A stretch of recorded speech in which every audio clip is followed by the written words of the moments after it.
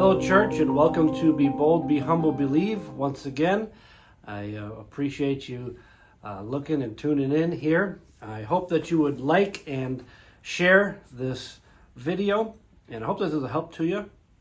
Last time I spoke, we talked about the parent influencer and how the parent has great influence over the child. And it's so important for us for discipline and for instruction and for helping that child grow to have that influence in the right way. Just as review, one of the points that I made was what I say and what I do must be united.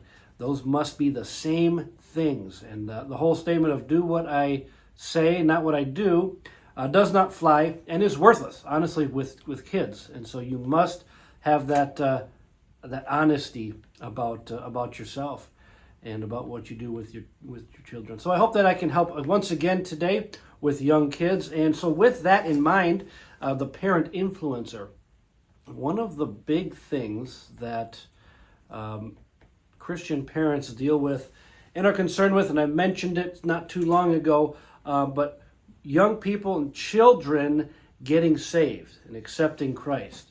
And so I want to give you a few points today, hopefully, on how to lead your child to the Lord and what to look for.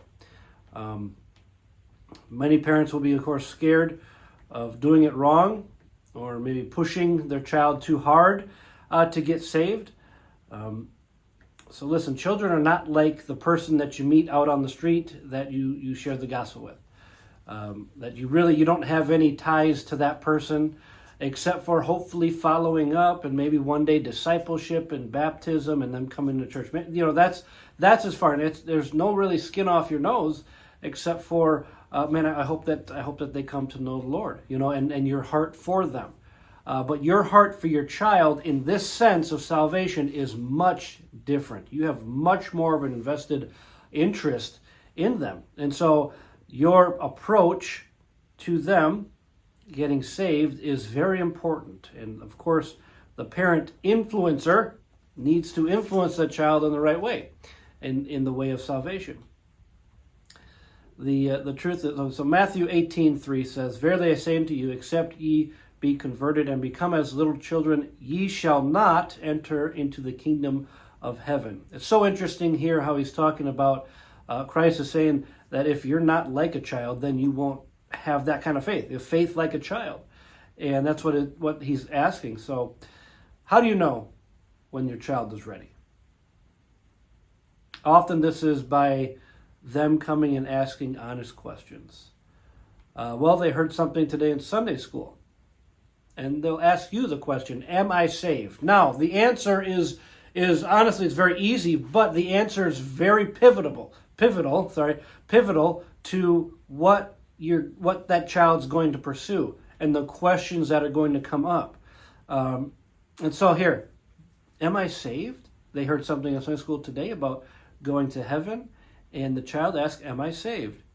The answer is no.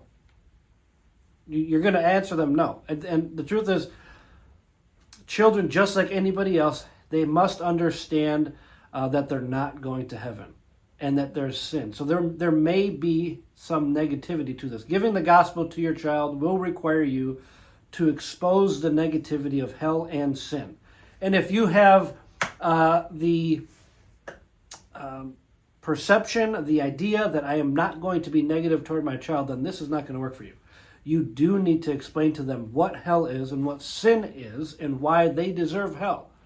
And that might make them cry. You know, they're children. That might make them cry. But you're having an honest conversation with your child. And you, knowing them and knowing their heart, you are sensing where they are at with this and their understanding. Most of the time, children's understanding of salvation, or their age of understanding, is usually between 3 and 6 or something like that. And sometimes young people will get saved in those ages, and they will remember that the rest of their life. And sometimes they won't. But you must be held blameless. That's the idea. The parent should be blameless. And you just doing exactly the best for that child when they're asking for salvation, they're asking to get saved. They need a parent that's going to answer questions the right way. We talk about leading someone to the Lord. Well, with a child, you can't do that because kids just want to please you. And so the way you form questions, so I'm going to get in a couple points here. So there will be some negativity. So here's some points just to help you out. So make it easy to understand. Our kids will understand those things that they are very interested in. Therefore, you should make it interesting, but not lead them and push them towards it. Let them ask the questions, and you ask questions, I'll get to this, that will help them to think about it. So, illustrations on someone who has lied, instead of explaining explaining how all the world is inherently and how we have the original sin. Okay, just explaining something about lying or gossip or disobeying in some way is much better than trying to explain some big idea that will be preached in church on a Sunday. And so explaining it in small little illustrations that they can understand will really help. And so those types of sin.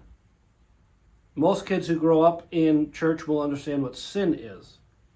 But understanding exactly that they are sinners and that's the cause, they have to go to hell because of that sin. So they will immediately think, well, I'll stop sinning. And so on and so forth. You have to answer those questions the right way. And I've had stories plenty of times where, my kids, same type of thing, where they will...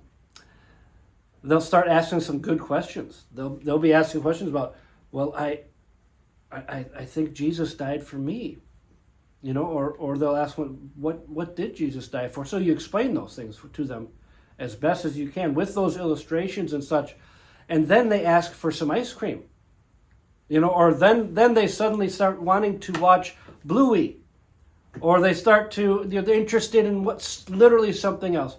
Entirely. And so understand that the time might not be right for them. And so you don't try to reel them back in and try to, hey, now focus on, no. Let the Holy Spirit do his work. I have several more points here, but this one, and then we'll go. Never tell a child that you must get saved now. Or don't tell them this is the time that you need to get saved. Because again, they want to please you, and they're going to just do what you want them to do. And so be careful with your words. I have a few more points that I'm sure that you can get next week, but I hope that encourages you and helps you today, and that was a blessing to you. God bless you so much. Have a great week.